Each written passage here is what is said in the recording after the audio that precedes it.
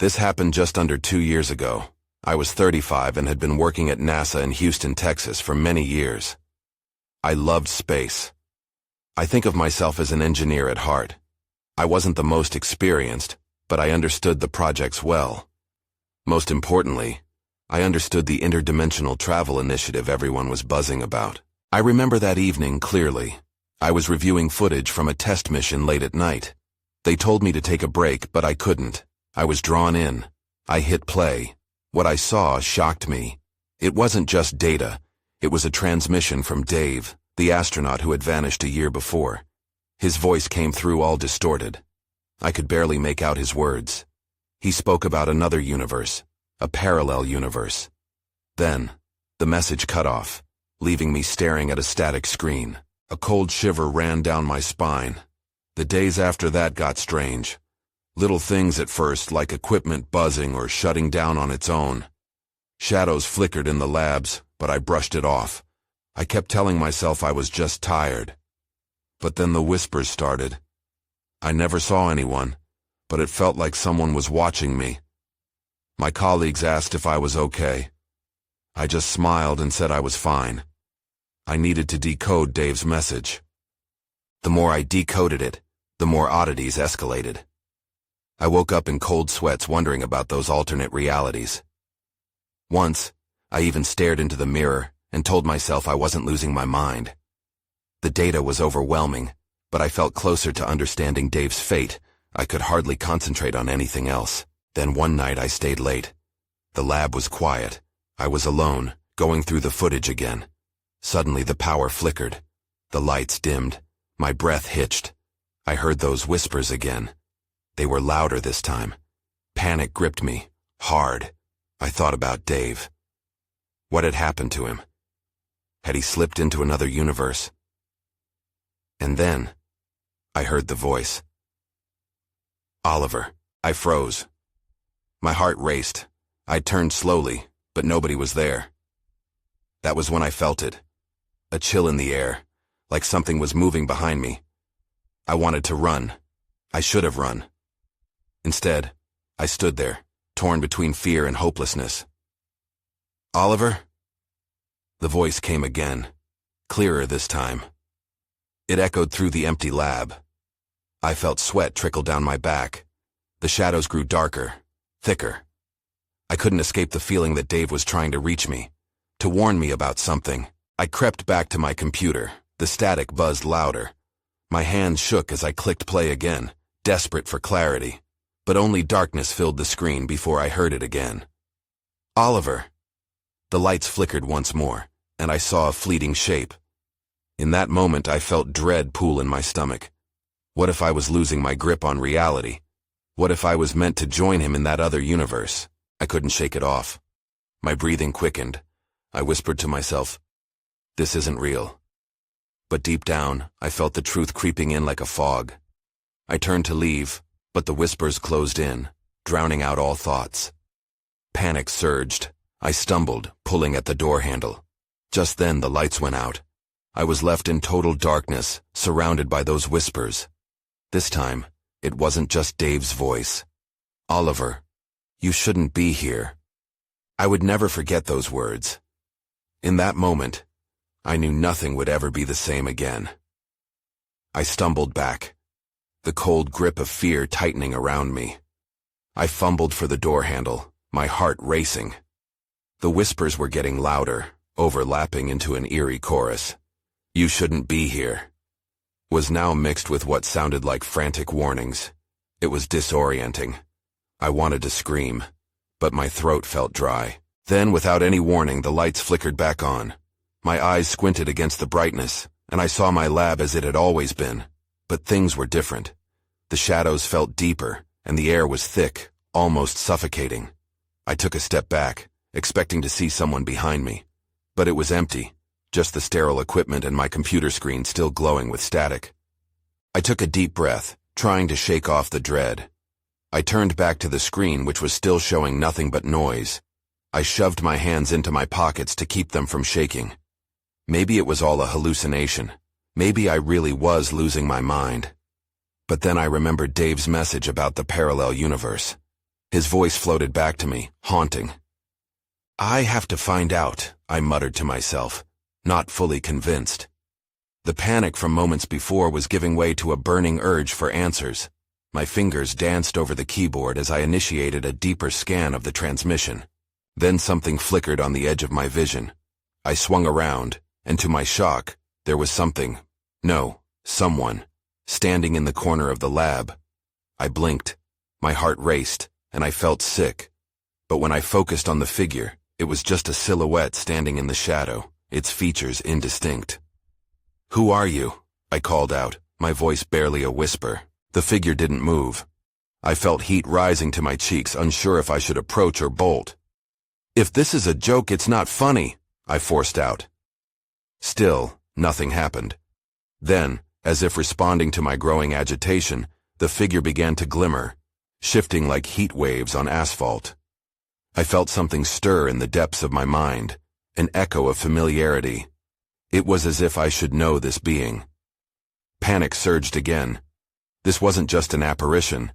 It felt like a remnant of something I had lost. "Oliver," the figure said, its voice soft but resonating with the whispers surrounding me.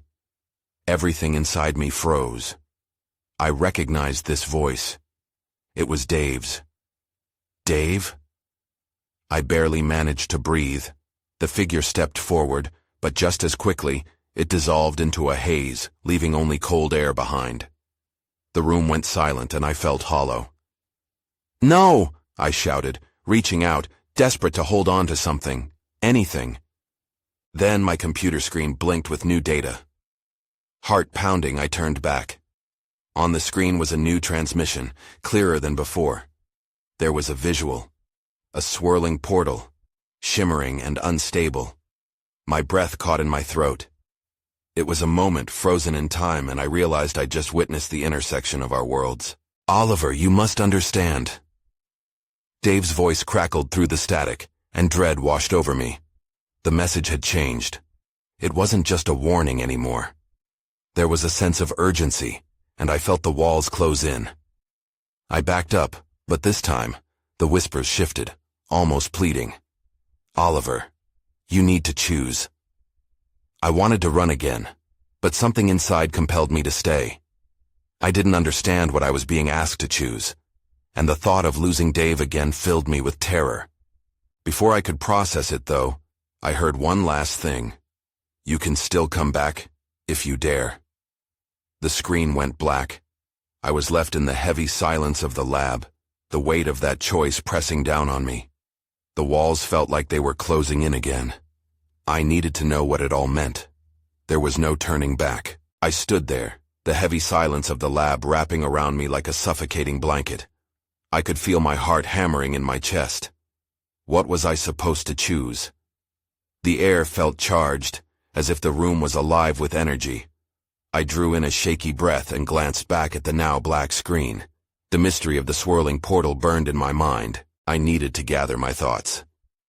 Taking a deep breath, I looked for something, anything, that could shed light on the situation. A file cabinet standing in the corner caught my attention.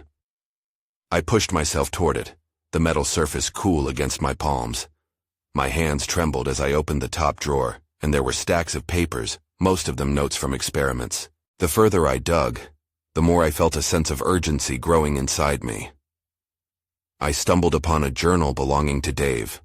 I flipped through the pages, desperate for guidance. Entries detailed his research on alternate dimensions and the potential consequences of crossing them. My breath quickened as I read about his early experiments with quantum entanglement and his suspicion that portals could connect our universe to another. Then I found it. A handwritten note that sent chills down my spine. "If I'm gone, find the key, not only to the portal, but to my return." It was cryptic and vague, but it felt significant. I searched the drawer again, hoping to find anything that resembled a key or a clue. That's when my fingers brushed against something hard and metallic at the back. I pulled it out. A small, intricate device with a series of switches and dials. It looked otherworldly, unlike anything I'd seen before. I swallowed hard, a knot tightening in my stomach. Was this the key Dave mentioned? My thoughts raced. What if using it would allow me to reach him? A noise interrupted my thoughts, a faint echo of footsteps outside the lab. My heart lurched. My instincts kicked in. Someone was in the building. I rushed to close the drawer and scrambled for a place to hide the device. I couldn't let anyone find it. Not now. Not when I was so close to answers. I ducked behind the workbench, clutching the device tightly. The footsteps grew louder until they stopped just outside the door. I held my breath, the silence stretching like a taut string. The door creaked open, and I peered out from my hiding spot. A figure emerged, illuminated by the overhead lights. It was a tall man in a dark uniform, looking intently around the room. My heart sank. It was a member of the agency that had been monitoring my work since Dave's disappearance. "Oliver," he called, scanning the room. "We know you're in here. You need to come out. This isn't safe." His voice was steady, but carried a hint of urgency. I pressed myself further into the shadows, hoping he wouldn't look my way. I had to figure out what was happening, and this man clearly knew more than he was letting on, but he wasn't looking for just me.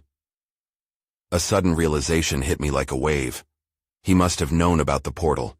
He was here to stop it, or worse, to take me into whatever plot had befallen Dave. I needed to act, and fast. If I wanted to uncover the truth about the portal and Dave, I couldn't let myself be caught. But another part of me screamed that I might not have much time left. Then, right as I was ready to make a break for it, the power in the lab flickered again.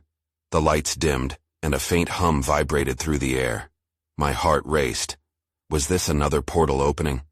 With the figure still unaware, I needed to decide. The device in my hand felt heavier. Would I dare to use it? The choice was closing in on me, but I could feel something pulling me toward that quest for answers. I took one last look at the man standing in the doorway before I made my choice. I sprang from my hiding spot, adrenaline pumping through my veins. The figure heard the rustling and turned, just as I darted toward the portal. The humming grew louder, almost beckoning me. I didn't have time to think. I had to try. I dashed to the black screen, my heart racing. The device in my hand felt like it was alive, pulsing with energy. I fumbled with the switches and dials, barely able to keep my breath steady. Flames of anxiety swirled inside me, but I swallowed hard and concentrated. "Whatever it takes, I have to know," I muttered under my breath. Just then, the man lunged toward me. "Stop!" he shouted, but it was too late. I pressed a switch and felt a sudden jolt, as if the air itself had shifted. The lab around me distorted, twisting like a funhouse mirror. In a heart-stopping moment, the world exploded into light. I was no longer in the lab. Instead, I was standing in a vast expanse, colors whirling around me, a kaleidoscope of realities colliding. I stumbled forward, trying to regain my balance as the rush of energy surrounded me. "Dave!" I called out, my voice echoing into the void. Had I brought myself here? My thoughts spiraled as I searched for anything familiar in the chaos. Was I really in an alternate dimension? Suddenly I felt a pull. Something or someone was drawing me in a specific direction. It was instinct. I followed the current, each step forward feeling like a leap into the unknown. My mind raced with the possibility that I could find him here. There had to be a reason for this connection. Then, just as abruptly as it had started, the colors began to dissipate. The sights blurred, and I landed hard on the ground. The air felt different, thicker, charged with something powerful. Looking up, I gasped. Before me stood a figure. It was a man, drenched with exhaustion but undeniably familiar. No question about it. This was Dave. His gaze met mine, filled with both relief and something else. Fear. "Oliver?" he breathed, astonished. "You came, but you shouldn't have." "What happened to you?" I asked, stepping closer. I had to find you. I didn't know if this would work." Before Dave could answer, the ground trembled beneath us. A crackle of energy surged through the air, and I felt a shiver of dread crawling up my spine. "This place isn't safe for long," he warned, glancing around anxiously. "We need to get out of here. They're coming." "Who?" I stammered, panic rising again. He shook his head urgently. I'll explain later, but right now we have to move. Follow me. If we stay too long, we might not be able to return. Just as he turned to lead the way, I heard footsteps echoing in the distance, growing louder. My heart sank. I knew the agency wasn't far behind. The urgency pressed down on me. I had little time to connect the dots.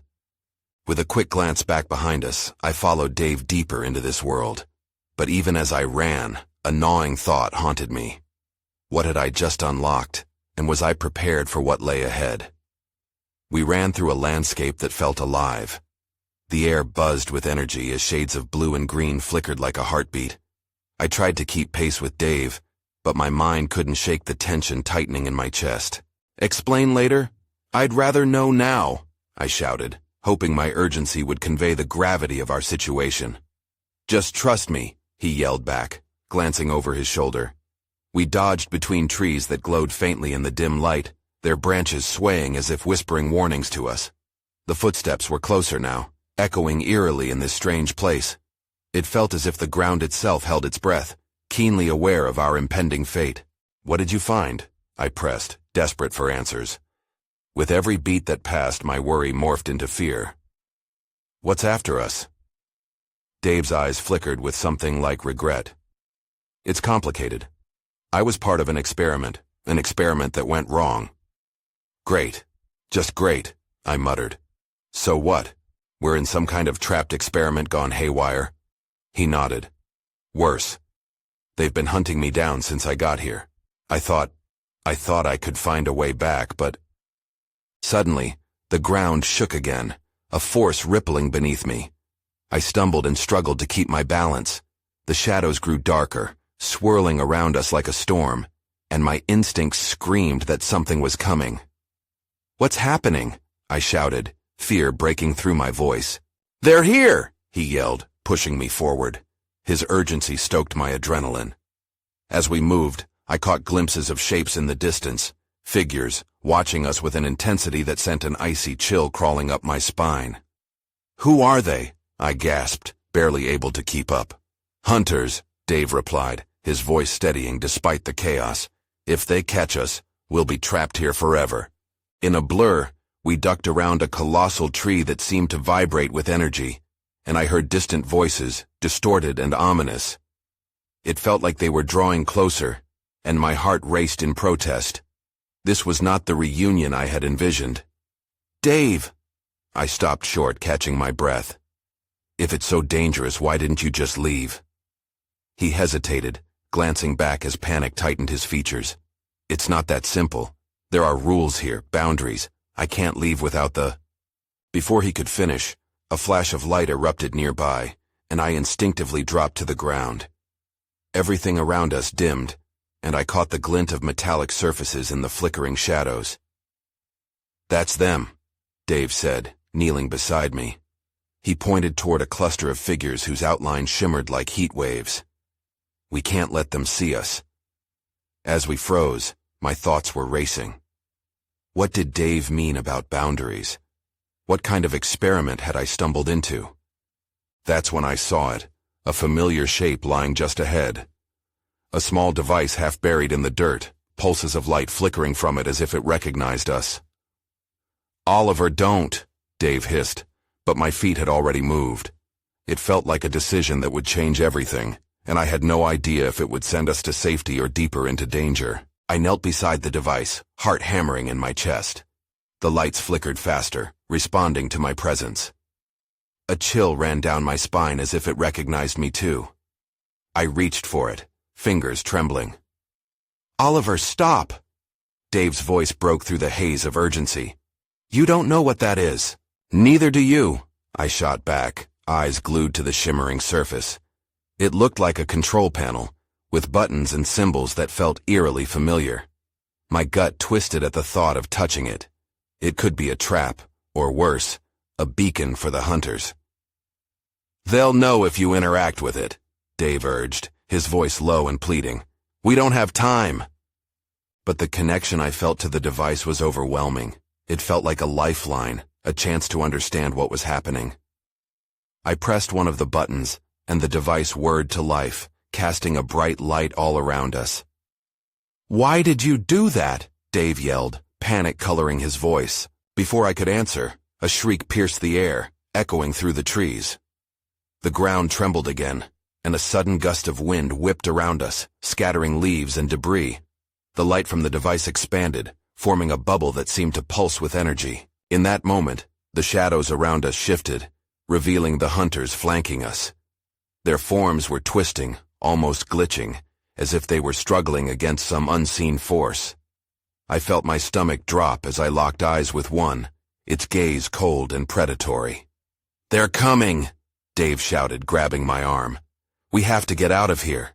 The hunters surged forward, faces that were half-formed and distorted. They opened their mouths to scream, but the sound was swallowed by the pulsing light around us. My mind raced with fear. The device could either save us or doom us. "No! We need to stay close!" I yelled, instinctively stepping back toward the device. I had no idea what would happen next. The forces gathering in the air felt charged, like static before a storm. Suddenly, the device emitted a blinding light, causing me to squint. A humming filled the air, resonating deep within me. It felt like it was connecting to something bigger, something beyond our understanding. "Oliver, we can't just wait," Dave shouted, his voice a mix of fear and determination. I could hear the urgency in his tone. It was time to act, but before I could decide, a wave of energy shot out from the device. It swept over the ground, knocking me off my feet. Dave stumbled as the light swirled around us, and the hunters hesitated, confusion flashing across their features. I felt disoriented as the world twisted around us. Trees blurred, colors faded, and for a moment, everything felt like it was collapsing. Then, just as suddenly as it began, it stopped. Silence. I opened my eyes, disoriented. The hunters were gone, but I felt a strange weight in the air. I looked over at Dave, who was breathing heavily next to me. "What just happened?" He shook his head. "I don't know, but we need to move. This place, it's unstable." I nodded, my heart still racing. As we began to move, I glanced back at the device, which now lay silent and dark. Had it truly saved us, or had it merely shifted our troubles to another plane? Something was still out there, waiting. I pushed myself to my feet, still feeling the residual buzz from the device. It felt like I was awakening from a nightmare that hadn't quite finished. Dave motioned for me to follow, and we ducked behind a cluster of trees. "What do we do now?" I whispered, glancing over my shoulder. The last remnants of the terrifying energy lingered, making me uneasy. "We need to find higher ground," Dave replied, his eyes scanning the area. "If the hunters come back, we have to see them first." I nodded, my gut twisting at the thought of facing them again. "But what about the device?" I asked. "What if it can do something else? What if it can help us?" Dave shook his head, frustration flashing across his face. "I don't trust it. We can't go back there. Not until we know more." His words lingered in the air, heavy with meaning. I bit my lip, glancing back at the darkened device. A part of me felt drawn to it still, as if it held the answers we needed. But I knew we had to keep moving. We made our way through the dense underbrush, every sound amplified in the tense silence. The forest felt different now, shadows shifting unnaturally, as if they were alive. I could feel the fear twisting in my stomach, an echo of the hunter's lingering presence. Then, just as we reached a hillside, I spotted something glimmering in the distance, a flash of light shining between the trees. "Do you see that?" I asked, pointing. "Yeah," Dave replied cautiously. "Let's check it out." We approached slowly, hearts racing. As we got closer, I recognized the shape. It was a piece of metal, jagged and rusted, half buried in the ground. My breath caught when I saw the writing on it, a series of symbols, mirrored to those on the device. "What is it?" Dave muttered, kneeling by the wreckage. "I don't know," I replied, running my fingers over the surface. A chill rippled through me, the same connection I felt with the device flickering to life again. "But it looks important." Suddenly a faint sound reached our ears, a low, rhythmic thumping. My heart raced as the noise grew louder. I exchanged a panicked look with Dave. "Whatever that is, it can't be good." I said, my voice barely a whisper. That's the hunters, Dave warned. We need to hide. We ducked behind the jagged metal. As the thumping continued, I felt something shift in the air, a sense of urgency pressing down on us. The hunters were near, and they were not alone. I peered around the wreckage, watching as dark figures began to move through the trees. Panic surged in me, and I felt the weight of choice pressing heavily on my shoulders. Do we run or try to fight? I asked, my voice shaking. But before Dave could answer, a piercing scream erupted from the shadows, freezing us in place. The sound was like nails on a chalkboard, a voice filled with anger and hunger. In that instant I knew we had to decide, stay and fight against an unexplainable force or get out while we still could. My instinct screamed at me to flee, but a part of me felt anchored, trapped by the mystery of the device and the metal wreckage. Then everything went dark. I jolted awake, gasping as light flooded my senses. I was back behind the wreckage, but now the world felt different. Instead of the familiar rustle of leaves, a strange hum filled the air, resonating deep in my chest. I blinked against the brightness and saw a shimmering light pulsating from the wreckage, the symbols glowing like stars. Dave? I called out, feeling a rush of panic. Where are you? I twisted around, searching for any sign of him. The thumping sound had stopped, replaced by an eerie silence. My heart raced. The forest felt alive and hostile. I could feel the weight of 1,000 eyes watching from the shadows, waiting for my next move. Suddenly a figure shuffled into view. The outline of Dave, his expression etched with confusion. What happened? I thought... He hesitated, looking around nervously. I thought we'd been caught. I don't know, I replied, shaken. I think I blacked out. I stood up, the hum of the glowing metal now thrumming through my body. What is this place? Dave stepped closer, his eyes wide as he tried to make sense of our surroundings. The atmosphere buzzed, almost electric. It feels different, he said softly, almost to himself. Like something shifted, I glanced back at the device. The metallic shape seemed to shift and flow, as if alive. Do you think it caused whatever just happened? I'm not sure, he replied, a hint of fear creeping into his voice. But we should be careful. We don't know what else it can do. Just as I was about to reach for the object, a rumble shook the ground beneath us. The trees swayed violently. I barely had time to react before the earth split open nearby, revealing a dark pit. A cold wind howled from its depths, pulling at the leaves and twigs around us. What the hell is that? Dave shouted, his eyes wide. I took a step back, the thought of the hunters creeping back into my mind. It can't be good. We need to get out of here. No argument there, he said, backing away from the edge. Just as we turned to leave, a noise pierced the air, a low, guttural growl, echoing from the pit. Fear surged through me as I saw shadows moving within the darkness, claws glinting. I felt paralyzed, frozen in terror. Run, Dave shouted. We bolted, but I felt the ground shake again. The pit felt alive, and whatever was inside it was waking up. I risked a glance over my shoulder, just in time to see a massive figure lurch forward from the shadows. Its eyes glowed like molten gold, fixating on us with a ravenous hunger.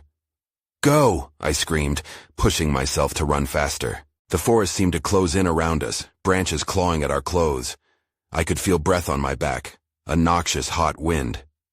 We raced uphill, adrenaline coursing through my veins, our only focus on escape. But as we reached the top, I stumbled and fell, rolling across the ground. I looked up and gasped. There, silhouetted against the bright sky, was the device. It was calling to me, a beacon to draw me in. Leah, get up! Dave yelled, panic flooding his voice. I scrambled to my feet, torn between the urge to run and the pull of the device. Just then, another growl echoed, shaking me to my core. I can't leave it, I whispered, feeling an inexplicable connection. Leah! Dave's voice was desperate, but I felt myself moving toward the light. That's when I saw it. A shadow lurking beyond the trees, a new threat lurking in the darkness. The darkness stirred as I realized the shadow was moving toward us. The figure was tall, too tall to be anything human. My heart raced, and I felt the urge to flee, but my legs were frozen. Leah, we need to go. Dave's voice broke through my paralysis. The glow from the device became blinding, and I could feel its energy tugging at me, wrapping me in its warmth and beauty. I turned back, my gaze locked on the shadow.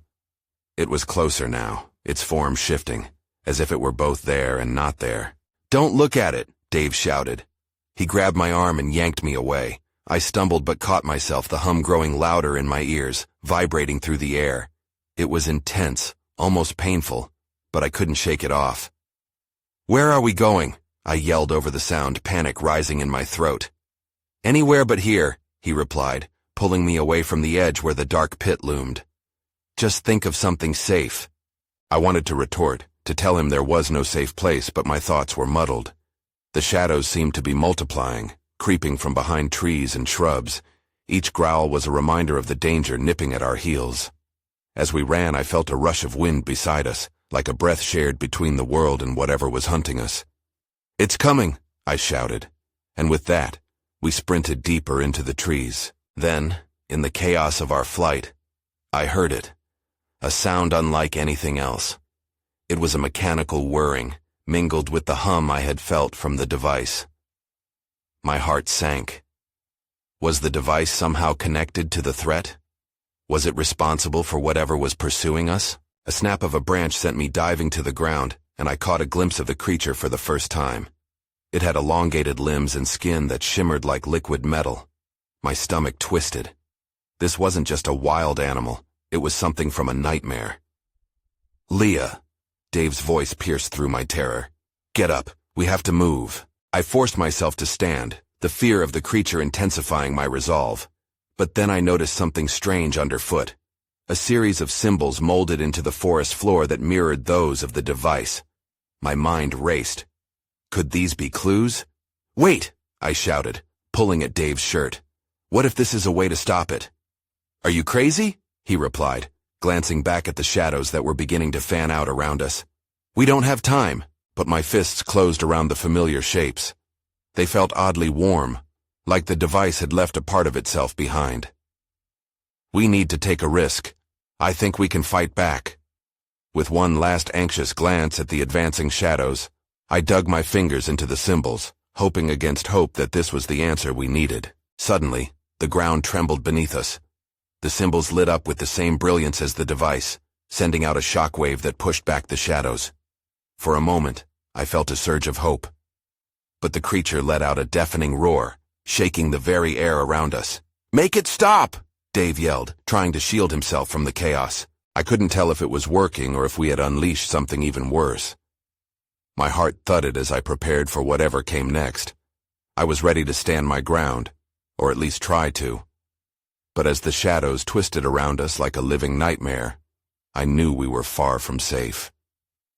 "Leah!" Dave's voice pulled my focus back, and I realized we were running out of time. Then, everything went dark. I woke up to stillness, the kind that cuts through chaos like a knife. My eyes fluttered open, and I found myself sprawled on the forest floor, heart thundering in my chest. It felt like an eternity had passed since I last saw the shimmering symbols or the deranged creature chasing us. "Oliver?" a muffled voice called from somewhere nearby. Instinctively, I pushed myself up, blinking against the muted light. My eyes landed on Dave, who was pacing a few feet away, peering into the distance and looking tense. "Are you okay?" I croaked, my throat dry, every word laced with worry. He turned, his expression a mix of relief and panic. "I thought we were done for, but I think we made it out." "Out?" I furrowed my brow, glancing around. The trees around us were the same, but the air felt different, less charged with danger. "What do you mean? Where are we?" "I don't know," he said, shaking his head. "But it's quieter." A flutter of hope stirred in my chest. Had the shadows faded? Had the hunters been left behind? I took a careful breath, feeling lighter without the pressure of the previous chaos. "Maybe we're in a new dimension," I suggested hesitantly, recalling the shimmering portal we had stumbled through. "Maybe we found a safe space." Safe? We were hardly safe before, he countered, looking warily over his shoulder. I could see the line of worry etched into his features. Suddenly, I noticed the device laying abandoned beside me, its surface still glowing faintly. It felt like an anchor, tethering me to the reality I had just fled from. Do you think it can help us? Dave took a step closer. I don't know, but it didn't seem to work before. There was a weight in his voice, something unsaid that shadowed the flicker of hope inside me. What if it needs us to activate it together? I proposed, glancing at him. Maybe we are the key. He hesitated, anxiety flickering in his eyes. I don't want to expose us to whatever that thing was again. Neither do I said, but my resolve was growing. But it could be our best shot at understanding what's happening. If it connects us to the other dimensions, maybe we could find a way home. Dave sighed, running a hand through his hair.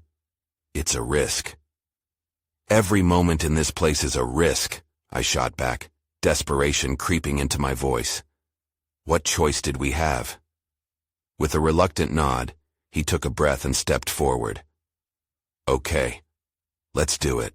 We knelt beside the device, still pulsing faintly on the forest floor. I glanced at the symbols etched in the ground, the familiarity washing over me again. Together we placed our hands on the cool metal. It thrummed beneath our fingers, responding to our presence. On 3? Dave suggested, his voice low. Yeah, I replied, heart racing. 1, 2, 3. We pressed down, and instantly the air shimmered, a wave of energy charging through us. The device lit up like a star, illuminating the forest around us in a vibrant glow. I could feel the connection strengthening, stretching beyond the boundaries we had faced before. Just as quickly, a rush of memories assaulted me. Whispers, shadows, and distorted faces flashing in my mind like frames in a film. I gasped, nearly letting go. What are we doing? I shouted over the noise filling my head. We need to hold on, Dave yelled back. This is the only way to find answers. The energy began to warp the very fabric of reality. Trees blurred, colors melded together, and I could feel the pull, forces colliding, intertwining. But then, out of the chaos, shadows began to emerge.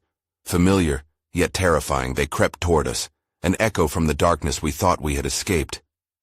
No, no, no, I gasped. Not again. Fight it, Oliver! Focus! Dave shouted, his face pale against the brightness emanating from the device. But the shadows were closing in fast, shapes distorting into familiar figures, and I realized they were not just manifestations of our fears. They were the hunters, back to collect their prey. Stay with me, I pleaded, panic clawing at my throat. Don't let it take us. Oliver, we need to use it now. The source. It's the only way, Dave cried, scrambling to find a way to redirect the surge of energy pulsing around us. With a surge of determination, I locked my focus on the device, forcing myself to remember what we had gone through. A flicker of the image of the glowing portal found its way into my mind. I thought of home. I thought of safety. I thought fiercely, willing the device to send us back. All at once the shadows lunged, and I felt the weight of them crash against me. A scream tore from my throat as I held the device tighter, feeling the fervent energy enveloping us both. Then, silence enveloped me. The world around me blurred, and the next moment, as abruptly as it all began, I felt the resonance dissipate. I blinked, my eyes adjusting to a soft light. Just like that, we stood in unfamiliar surroundings. I gasped, turning slowly around. We were no longer in the forest. Instead, we stood on a familiar street, the sun shining brightly overhead. Oliver? Dave's voice broke through my daze, confusion etched in his brow. Dave, we're back, I exclaimed, relief washing over me. We were home, or at least the neighborhood where I had once lived. But as I turned, the questions flooded back. What had we truly escaped? What lingered in the silence that followed us back? The uncertainty danced at the edges of my mind, and I felt my heart skip with unease. Dave stood beside me, apprehensive. "What now? Did we leave it behind?" I don't know," I stammered, scanning our surroundings. Everything looked the same, yet strangely different. The houses, the trees, they felt too quiet, too still. I still couldn't shake the feeling that we hadn't finished our journey, that something lingered just beneath the surface of this reality. I stared down the street, feeling the color drain from the world around me. "What if it's not over?" I whispered. "What if the shadows were still hunting us, waiting patiently?" "I don't think we can ever be sure," Dave replied, glancing back towards the stretch of unknown, and with that, a shiver ran down my spine. Whatever we had been through, whatever we had unleashed, our lives would never be the same again. I stepped forward, uncertainty swirling like a storm inside me, ready to face whatever awaited. But deep within, a lingering question echoed. Was it truly over? Or had the shadows just fallen silent, waiting for the right moment to return?